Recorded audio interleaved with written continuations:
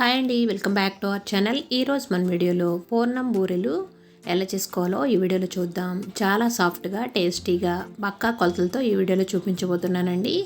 ఈ శ్రీరామనవమికి ఇలా స్పెషల్గా పూర్ణం బూరెలు చేసుకున్నారంటే చాలా టేస్టీగా వస్తాయి.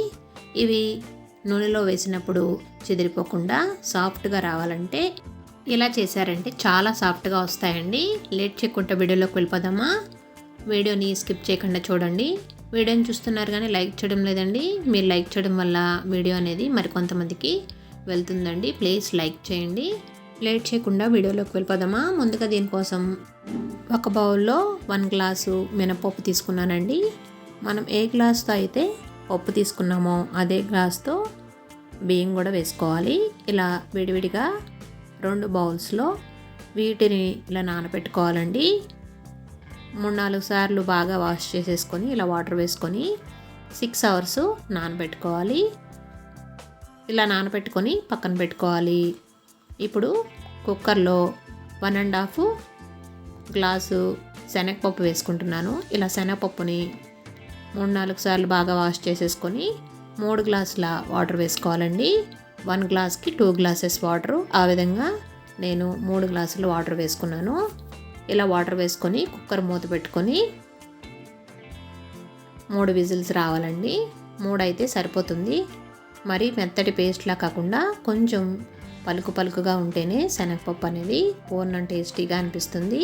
ఇలా విజిల్ పెట్టుకొని 3 విజిల్స్ రానివ్వాలి. స్టవ్ వెలిగించి కుక్కర్ పెట్టుకుందాం. ఇప్పుడు నానిపోయిన పప్పుని మరొక 2 టైమ్స్ వాష్ చేసేసుకొని మిక్సీ పట్టుకోవాలండి. మిక్సీ అనేది పట్టుకునేటప్పుడు చాలా చిక్కగా పట్టుకోవాలి. పిండి అనేది పలుచగా కాకుండా. కుక్కర్ విజిల్ వచ్చిన తర్వాత కుక్కర్ మూత తీసుకొని ఈ పప్పుని ఉడికిందో లేదో చెక్ చేసుకుందాం. శనగపప్పు అనేది ఈ విధంగా మెత్తగా ఉడికిపోతే సరిపోతుందండి. అడుగు మందంగా ఉండే ఒక గిన్నెలోకి ఈ పప్పును వేసేసుకుంటున్నాను. ఇలా శనగపప్పు మొత్తాన్ని వేసేసుకోవాలి. ఇందులో ఏమన్నా వాటర్ ఉంటే కనుక స్టవ్ మీద పెట్టుకొని వాటర్ అంతా పూర్తిగా డ్రై అయిపోవాలండి. ఇప్పుడు స్టవ్ మీద పెట్టుకుందాం. ఫ్లేమ్ని మీడియం ఫ్లేమ్లో పెట్టుకొని బెల్లాన్ని తీసుకున్నాను. ఈ శనగపప్పుకు సరిపడా బెల్లాన్ని తురుముకొని ఇందులో వేసుకోవాలి. 1/2 కిలో శనగపప్పుకి 1/2 కిలో బెల్లాన్ని వేసుకున్నానండి. ఇలా బెల్లం వేసుకొని బాగా కలుపుకోవాలి. బెల్లం అంతా బాగా కరిగే వరకు కలుపుకుంటూనే ఉండాలి. ఫ్లేమ్ అనేది లో ఫ్లేమ్లో ఉంటేనే అడుగు పట్టకుండా ఉంటుంది. బెల్లం వేసుకోవడం వల్ల తొందరగా అడుగు పడుతుందండి.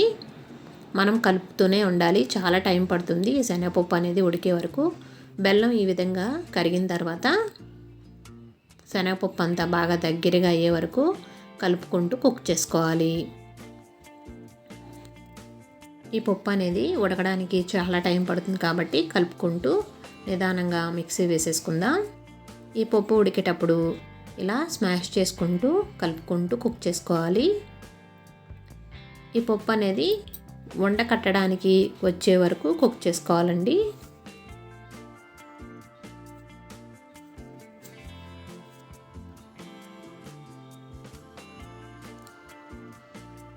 ఈ విధంగా దగ్గరగా అయిన తర్వాత ఇలాచీ పౌడర్ వేసుకుందాం. 4 ఇలాచీని పౌడర్ కింద చేసుకొని వేసుకుంటున్నాను. ఇలా వేసుకొని కలుపుకోవాలండి.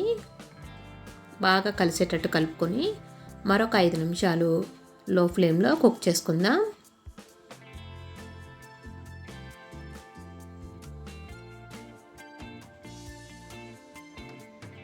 ఈ విధంగా దగ్గరగా అయిపోవాలి. కలుపుతుంటే మనకి గరిటికి ఇలా అంటుకోవాలండి. అప్పుడే పూర్తిగా కుక్ అయినట్టు. ఇలా ఈవెన్గా స్ప్రెడ్ చేసేసుకొని స్టవ్ ఆఫ్ చేసేసుకొని పూర్తిగా చల్లారనివ్వాలి. ఈ విధంగా చల్లారిన తర్వాత కొద్దిగా తీసుకొని ఇలా మనకి కావలసిన సైజెస్లో ఉండలను చుట్టుకోవాలండి.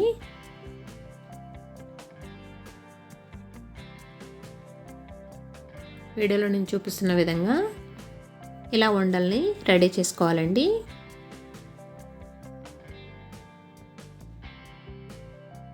అదేవిధంగా మొత్తం పప్పు మొత్తాన్ని ఇలా ఉండల కింద రెడీ చేసుకోవాలి.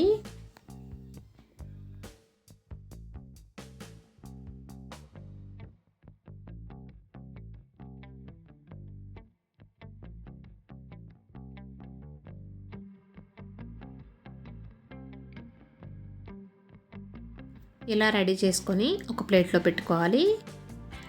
మనం మిక్సీ పట్టుకున్న పిండిని కంపల్సరీ 3 అవర్స్ అలా వదిలేయాలండి. మిక్సీ పట్టుకున్న తర్వాత అప్పుడే పూర్ణం బూరెలు అనేవి కరెక్ట్గా వస్తాయి. ఇలా పిండిని నానబెట్టుకున్న తర్వాత 1/2 table spoon salt, 1 table spoon బెల్లం వేసుకోవాలి. బెల్లం ఇష్టం లేకపోతే స్కిప్ చేయొచ్చండి. ఇలా బెల్లం వేసుకోవడం వల్ల పైన పిండి అనేది మనం పూర్ణం తింటుంటే చప్పగా అనిపించదు. అందువల్ల బెల్లాన్ని యాడ్ చేసుకోవాలి. ఇప్పుడు బెల్లం మొత్తం ఇందులో బాగా కరిగేటట్టు కలుపుకోవాలండి.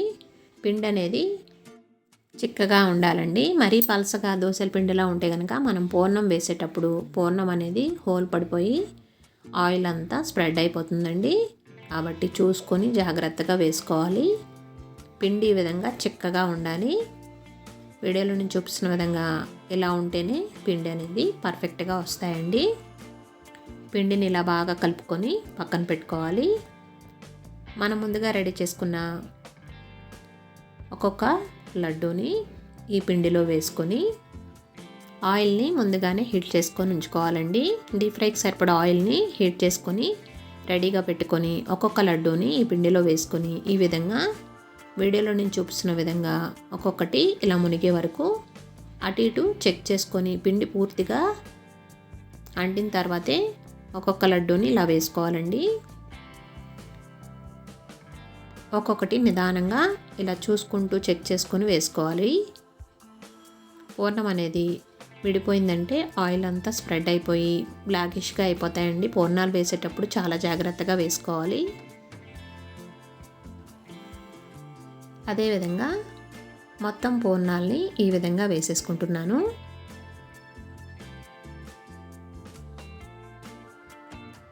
ఇలా వేసుకొని స్ట్రెయినర్తో నిదానంగా టర్న్ చేసుకుంటూ అటు ఇటు గోల్డెన్ బ్రౌన్ కలర్ వచ్చే వరకు ఫ్రై చేసుకోవాలండి.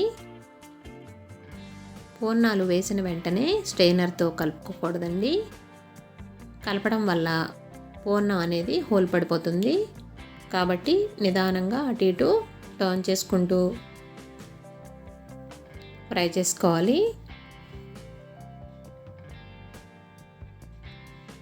పూర్ణం బోర్లు అనేవి ఫ్రై అయిపోయినాయండి. నిదానంగా తీసేసుకుందాం ఒక ప్లేట్లోకి. ఇవి వేడివేడిగా కానీ చల్లగా కూడా చాలా టేస్టీగా అనిపిస్తాయండి. ఇలా ప్లేట్లోకి సర్వ్ చేసుకుందాం. ఎంతో కమ్మగా టేస్టీగా ఉండే పూర్ణం బూరెలు రెడీ అయిపోయినాయి. మీకు కనుక నచ్చినట్లయితే తప్పకుండా లైక్ చేయండి. ఈ ప్రాసెస్లో చేశారంటే చాలా సాఫ్ట్గా వస్తాయి. ఒక్కసారి ఇలా చేశారంటే చాలా టేస్టీగా అనిపిస్తాయండి. వీడియో నచ్చితే తప్పకుండా లైక్ చేయండి. మీరు కూడా ఈ ఫెస్టివల్కి ఇలాగే ట్రై చేసి ఎలా వచ్చిందో కామెంట్ సెక్షన్లో కామెంట్ పెట్టండి. ఫ్రెండ్స్కి రిలేటివ్స్కి షేర్ చేయండి. Thanks for watching.